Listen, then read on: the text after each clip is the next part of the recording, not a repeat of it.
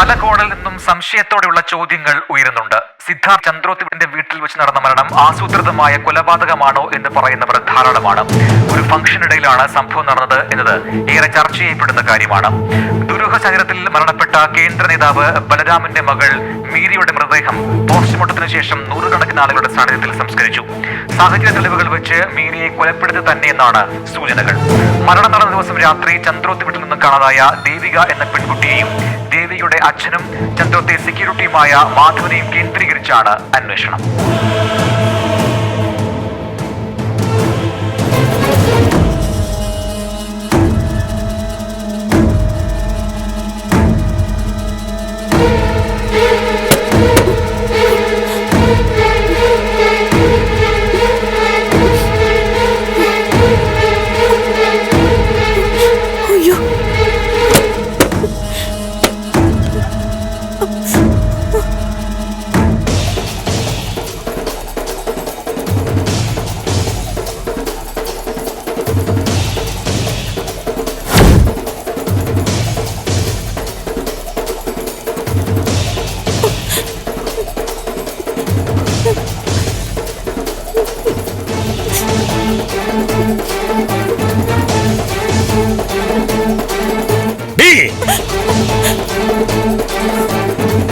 നീ ഒന്ന് കണ്ടേ.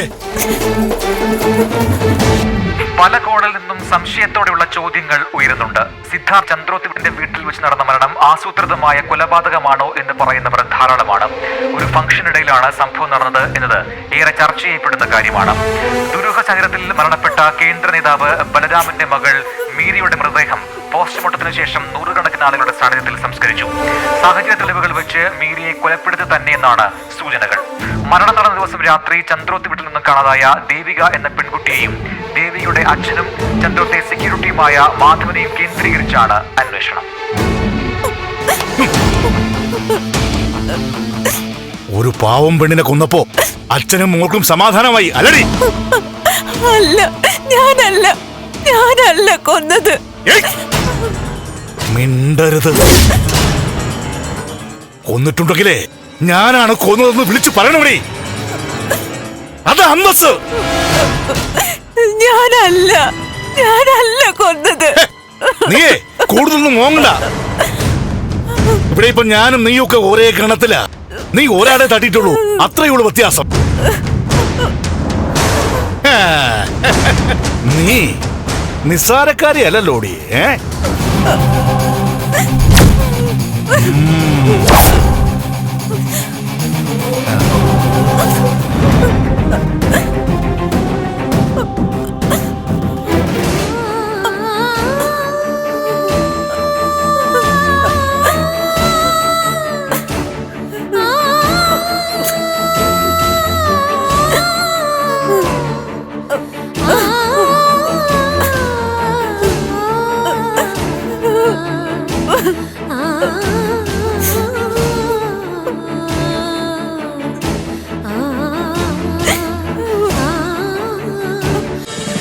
ഫ്ലവേഴ്സ് ഒരുക്കുന്ന കാഴ്ച വസന്തം യൂട്യൂബിൽ പ്രേക്ഷകർക്ക് ലൈവായി കാണാം.